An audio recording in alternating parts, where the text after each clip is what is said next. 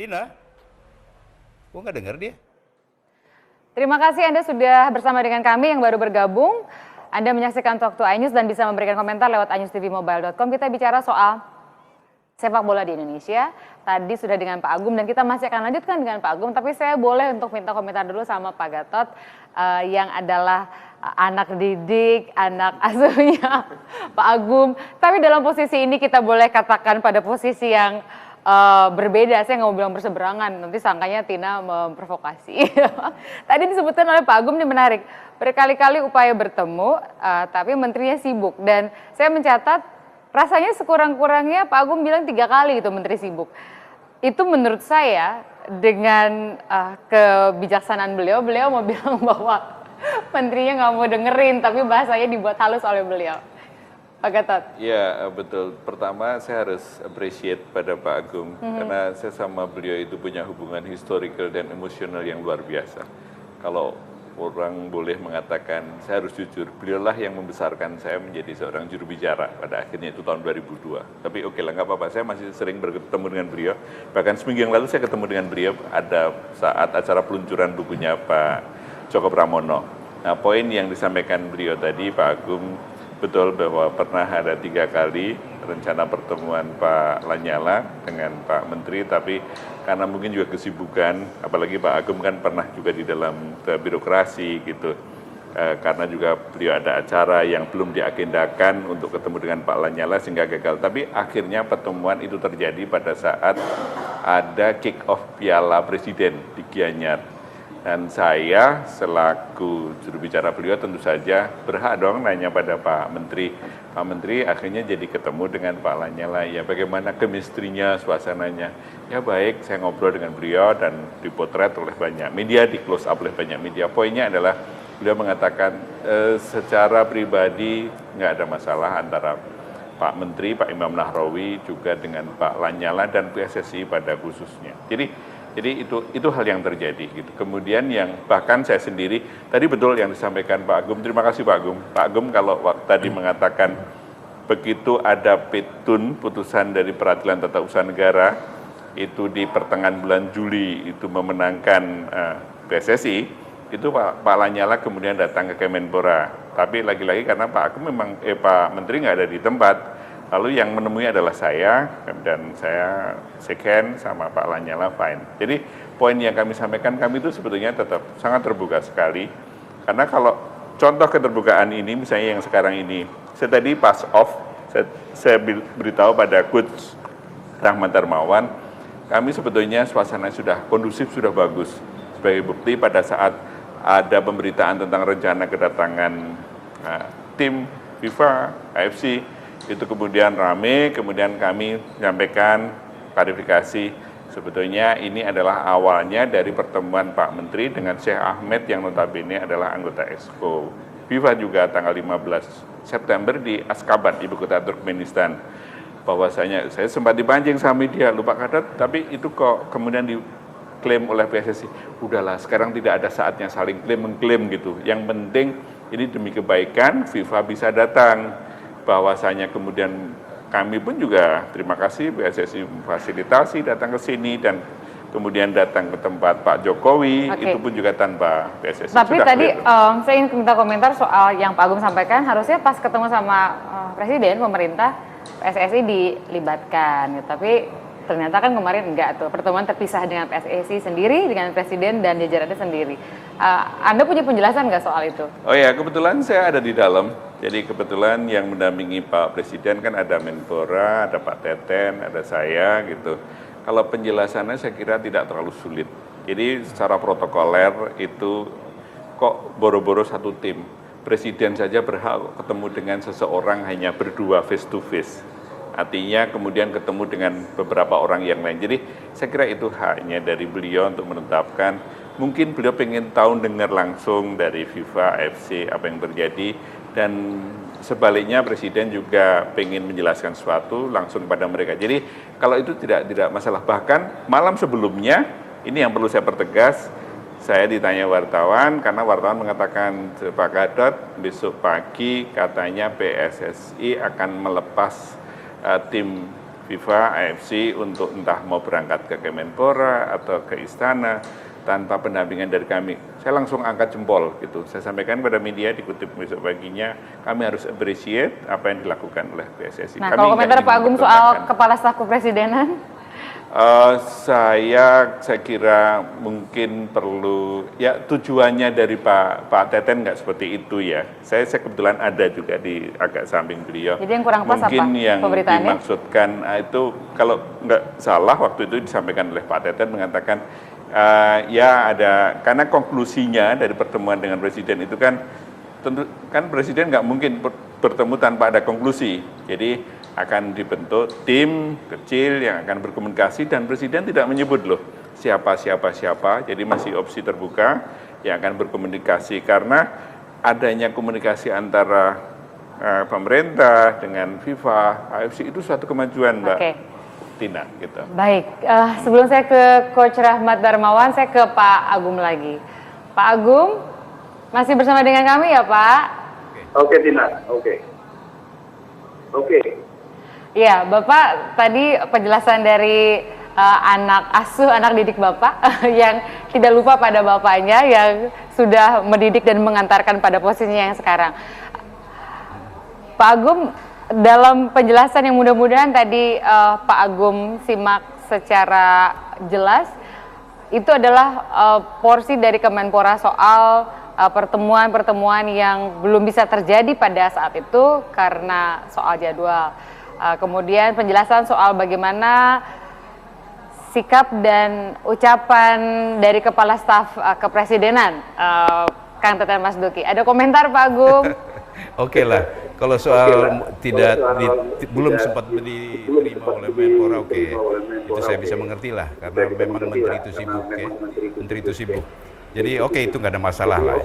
Kalau soal Mas Teten ya sahabat saya ini, memang terlalu ya itu bisa apa ya menimbulkan interpretasi yang keliru di masyarakat kita, seolah-olah PSSI yang ngotot nggak mau kerjasama gitu, padahal tidak sama sekali seperti yang saya utarakan tadi. Bahkan dalam Piala Presiden, dalam Piala besok itu Piala Jenderal Sudirman, PSSI sudah menegaskan akan memberikan dukungan.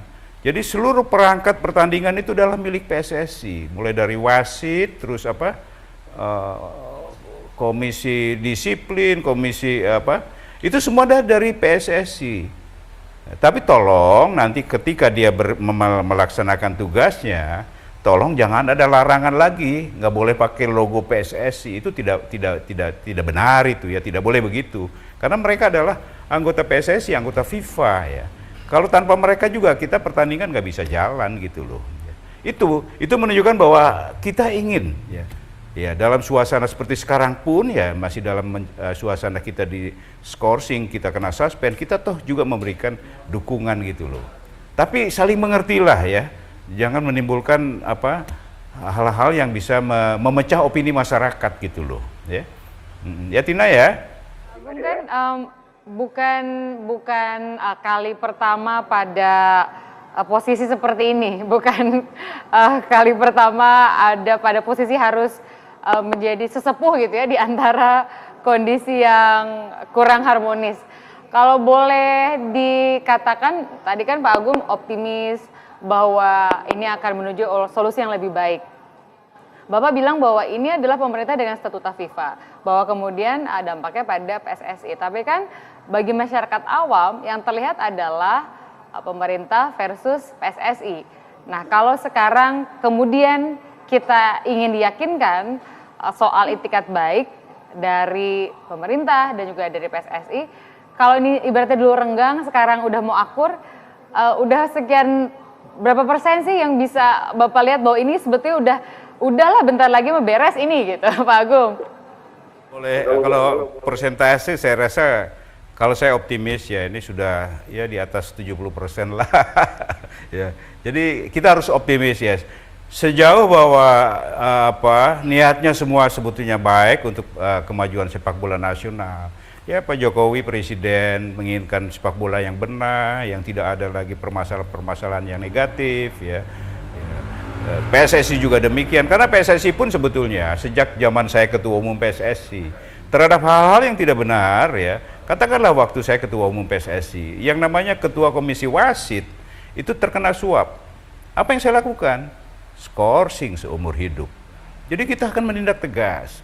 Masih ingat Bursid Effendi ketika main sepak bola gajah di Vietnam? Langsung diskor seumur hidup.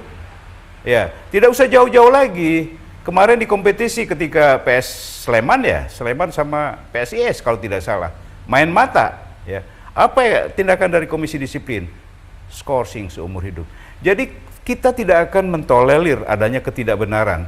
Bahwasanya masih ada judi, itu judi kan itu urusan polisi lah, tangkap tuh orang-orang judi itu ya. Bahwa itu memang kita ingin bersih dari situ juga agak sulit kalau kita sendiri yang melakukan tindakan ya, harus aparat ya. Itu disinilah perlunya kerjasama gitu loh ya. Jadi artinya apa? Pemerintah, PSSI sudah sama visinya, keinginannya sudah sama, mulia, ingin sepak bola kita ini benar. Jadi 70% lebih Tina ya, kira-kira begitulah ya. Oke, Pak, jadi kalau mau berpesan nih, terutama juga berpesan pada internal PSSI-nya, Bapak kan selama ini mengingatkan jangan konfrontatif.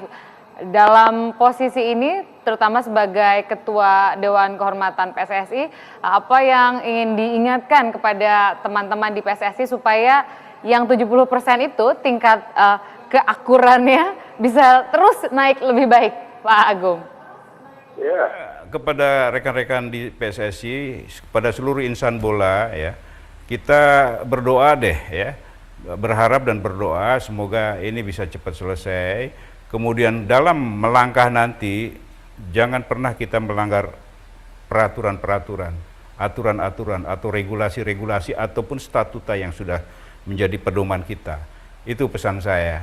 Dan mengenai masalah menghadapi ketidakbenaran di luar ya, saya rasa ini perlu ada semangat kebersamaan di antara seluruh aparat ya, PSSI, pemerintah, kepolisian ya. Ayo kita sama-sama, ini musuh bersama ini, kita hadapi bersama begitu ya. Itu harapan kepada PSSI.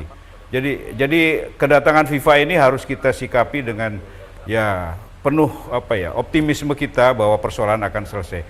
Karena kalau tidak ya Tina ya, kalau tidak selesai, FIFA menyampaikan kepada kami waktu itu, kalau ini sampai kedatangan ini tidak menghasilkan, ya, maka mereka akan membawa ke sidang Esko FIFA di bulan Desember besok.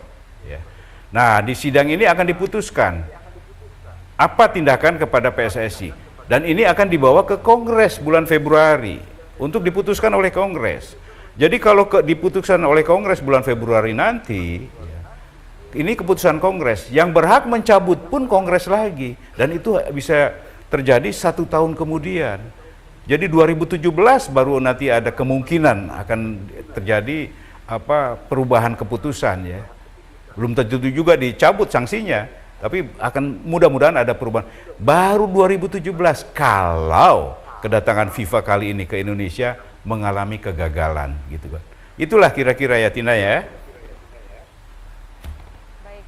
Kita jangan sampai membiarkan peluang ini dibiarkan begitu saja dan malah kandas berlalu tanpa ada hasil yang positif ya Pak Agung. Betul sekali, betul sekali. Terima kasih banyak Pak Agung sudah bersama dengan kami, dan saya selalu ingat Pak Agung itu suka mengingatkan kalau ditanya siapa kita, jawabannya Indonesia gitu Pak Agung ya.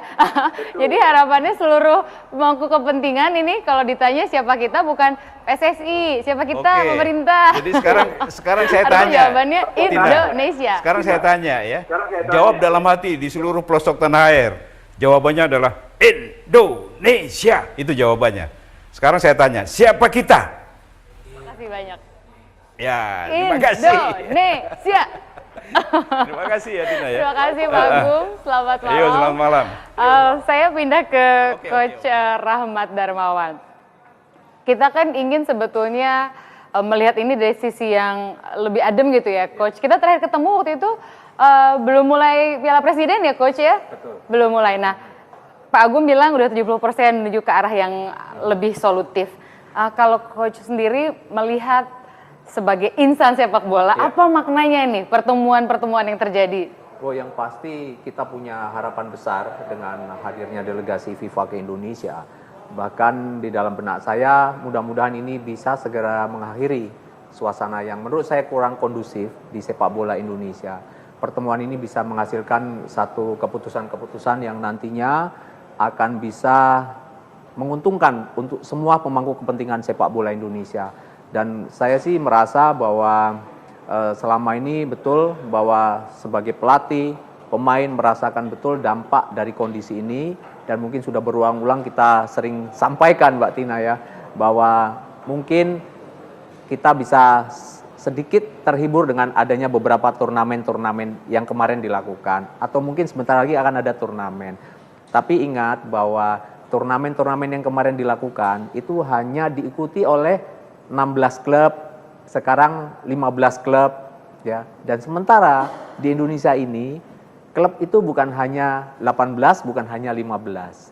Ada 18 Super League, ada 54 divisi utama, dan ada lebih dari 350 klub main dalam Liga Nusantara. Artinya kenapa? Kita belum memberikan satu kesempatan kepada yang lain untuk juga bisa melakukan kegiatan dan aktivitas sepak bola kembali normal. Tapi sebagai hiburan buat masyarakat udah terjadi kan, Coach? Hiburan iya, betul. Tapi kalau kita tentu sebagai Indonesia, tadi sampaikan Pak Agung, kita juga harus bisa mengakomodir keinginan dari semua pihak, bahwa jangan hanya di permukaan saja yang baik, tapi juga tentu klub-klub di Liga Nusantara punya kesempatan, klub-klub atau kawan-kawan yang di divisi utama punya kesempatan. Itu baru dari satu sisi bagaimana pemain berharap ini segera selesai. Oke. Kita bersyukur, ya kita juga tadi sudah dengar Pak Gatot, kita ingin suasana lebih cair, lebih baik lagi, lebih kondusif lagi, dan ini kita sangat berharap karena jujur